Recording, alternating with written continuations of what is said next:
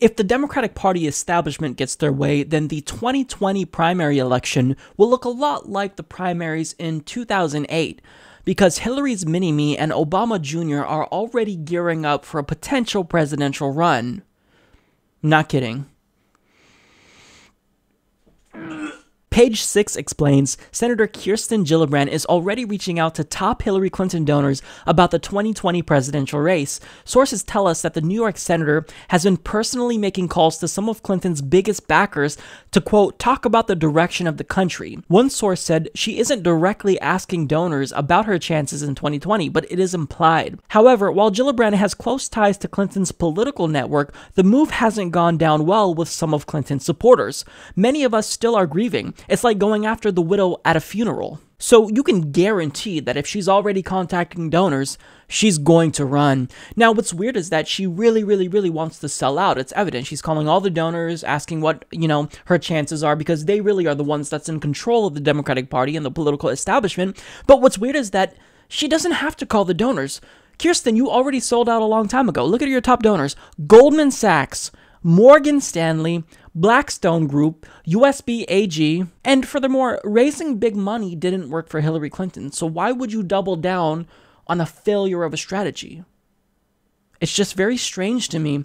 Now, when it comes to Cory Booker, he is someone who's very charismatic, and to be fair to Cory Booker, he's a little bit better than Kirsten Gillibrand and Hillary Clinton, at least on speaking out about particular issues. He's less calculative, and he has stood up for the Dakota Access Pipeline protesters and asked for the DOJ to investigate the violence being used against protesters. So, I mean, credit where credit is due. But I want to get more into this because he really is being touted as the second coming of Obama.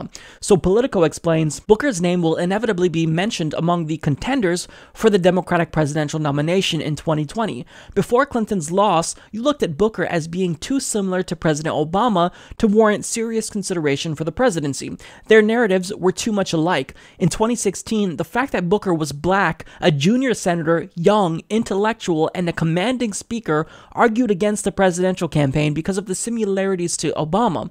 After 4 years of Trump, those attributes may be sought after. Booker didn't want to talk about that either. It's way too early to begin discussing 2020, he said. There is serious work to do. I'm focused on what I have to do when I get back to Washington next week. Now, if you just listen to Cory Booker, he's very likable, he's a very charismatic speaker, and, I think that as a candidate, he's alluring to some because of the way he's similar to President Obama. And I actually really did like Cory Booker. I followed his career in my early college days. I followed his race to be mayor in Newark, New Jersey.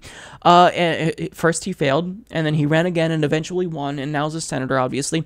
But the problem with Cory Booker is that you really have to look at the details, because he has a lot of donors that Hillary Clinton also has. So even though there's this comparison to President Obama, he's really more like Hillary Clinton. So some of his top donors include JP Morgan Chase, Goldman Sachs, Morgan Stanley, Time Warner, just to name a few. So here's my message to Hillary's mini-me and Obama Jr.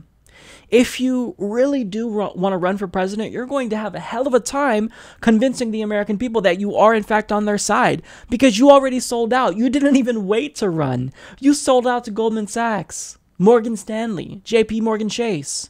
You sold out. So how are we supposed to believe that you want to be on our side? Look, here's what you can do.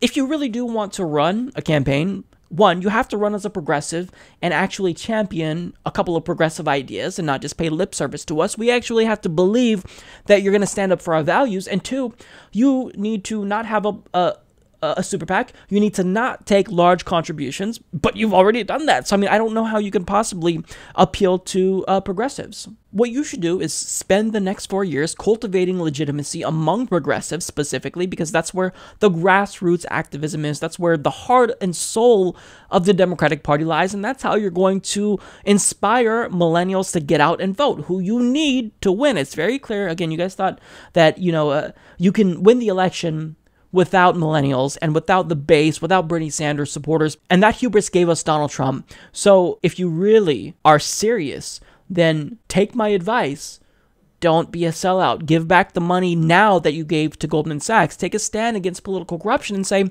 you know what, this money that I took was wrong. I'm going to give it back. I am going to denounce the corrupt campaign finance system that we have, and I'm going to fight for campaign finance reform. I want to get big money out of politics. I want to abolish super PACs, and I really want to fight for the American people. Do that, and maybe we'll believe you. But if you are thinking that you're going to run for president and have this cozy relationship with Wall Street like Hillary Clinton, you're not going to be successful. You might win the primary, but Donald Trump's going to win again. And that's going to be your fault this time. It was Hillary Clinton's fault this time, and then next time it's going to be your fault. So please, we want to escape Donald Trump. We all have a vested interest in defeating Donald Trump. Don't be dumb. Don't be corrupt. Be a progressive. Give back the money you took if you're serious about running. Support this podcast by joining the independent progressive media revolution today at humanistreport.com.